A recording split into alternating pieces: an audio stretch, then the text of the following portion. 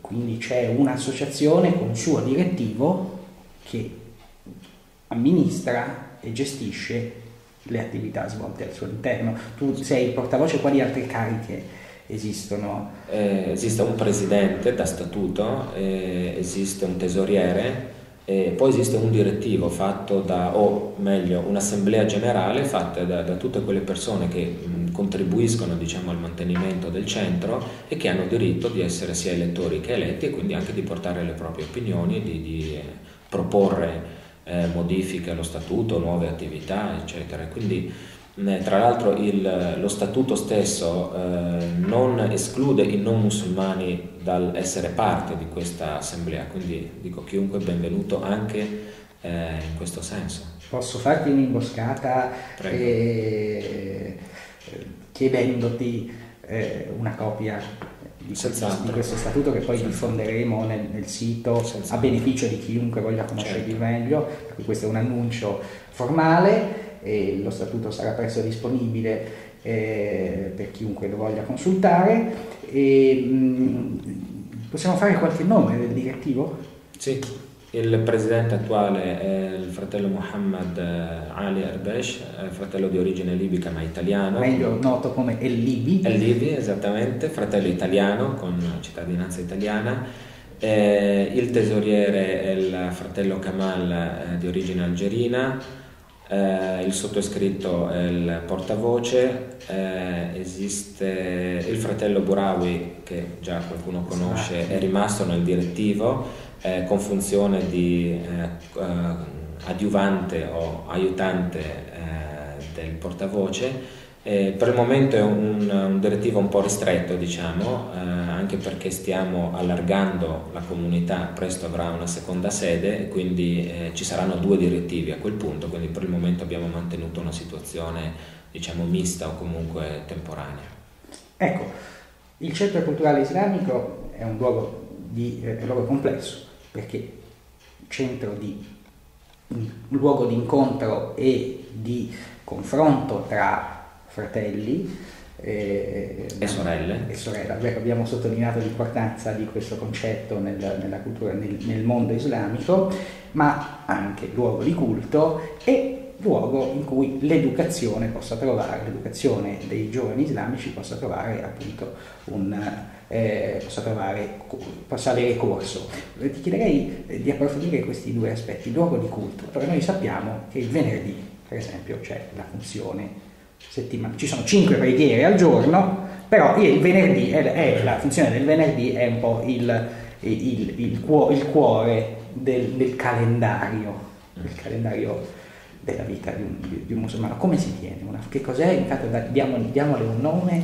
Allora, in arabo questo giorno si chiama Jumu'ah, viene dall'arabo Jama'a, che significa riunire, raggruppare, quindi è il giorno in cui si tiene la preghiera congregazionale, cioè in cui arrivano i musulmani che hanno la possibilità di arrivare a questo luogo, perché l'obbligo permane fin tanto quanto esiste la possibilità fisica, insomma, di venire. Chi si trova a lavorare in una zona molto lontana naturalmente il suo obbligo decade, ma per chi ne abbia le possibilità, ripeto, è un obbligo quello di venire in qualunque posto dove si tenga una preghiera congregazionale, cioè la preghiera del venerdì. È molto semplice, dura meno, credo, di una messa tradizionale. Ora la messa credo dura un'oretta circa, la preghiera nostra del venerdì dura circa mezz'ora, 3/4 d'ora se l'imam la fa un po' lunga, ma sostanzialmente la preghiera è preceduta da un sermone che è diviso in 2 parti, nelle quali l'imam prima fa un discorso di carattere generale, di solito di carattere spirituale, e mentre nella seconda parte si rivolge un po' di più a quelli che sono gli aspetti o i problemi della comunità locale, quindi può fare riferimento a delle realtà concrete, diciamo, o della città in cui viviamo o in Europa o in Italia, e quindi dà un tipo di insegnamento più circostanziato. Dopodiché segue una preghiera che di solito non dura più di 5 o 6 minuti, quindi il tutto in una mezz'ora si esaurisce. Però è un momento importante perché non soltanto è il momento in cui c'è una maggiore presenza nella moschea o nella sala di preghiera, ma anche perché riusciamo, diciamo, a ottenere tutti un insegnamento che poi cerchiamo di applicare nel resto della settimana, fino alla settimana successiva, quando appunto abbiamo un nuovo incontro. È anche un'occasione di incontro, perché molto spesso per ragioni familiari o di lavoro è difficile incontrarsi, anche se per pochi minuti, con fratelli provenienti da altre zone, da altre città, da altre etnie, quindi anche un giorno di festa in questo senso. Ed è appunto un momento che non dura più di mezz'ora, 3/4 d'ora, ma è il momento fulcro della settimana per i musulmani, ed è un momento molto sentito.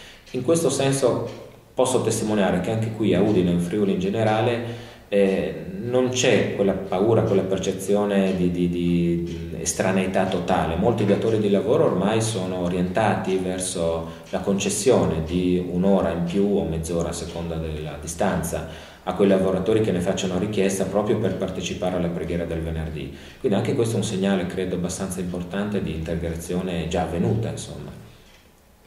Una domanda che mi viene spontanea: che cos'è un imam e qual è l'imam di Udine?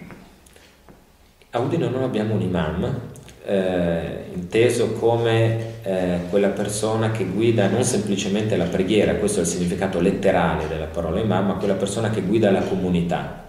Nel senso che non abbiamo una persona che rimanga sempre durante il corso dell'anno, che svolga la funzione di essere guida, leader della comunità, anche se speriamo un giorno di averlo, come ormai sta avvenendo in molte città. Per il momento a Udine ancora non abbiamo questa possibilità. Di volta in volta chiamiamo, soprattutto per il periodo di Ramadan, come ancora adesso abbiamo l'imam che è stato con noi, venuto dallo Yemen, è stato con noi durante il mese di Ramadan, si fermerà ancora qualche giorno, dopodiché però ritorneremo orfani del nostro imam.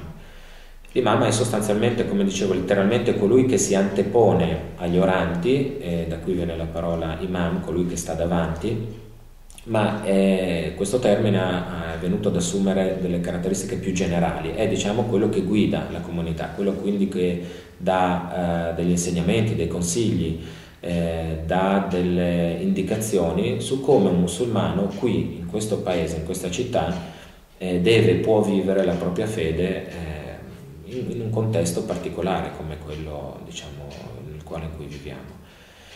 Anche se non abbiamo un imam fisso, abbiamo però dei riferimenti, o invitiamo degli imam da fuori o comunque siamo in contatto con altre guide, altri sapienti, di modo tale che riusciamo più o meno, diciamo, a trovare dei riferimenti lo stesso nella nostra vita quotidiana. Tra le sue responsabilità c'è quella del sermone del venerdì, che si tiene nella lingua del Corano.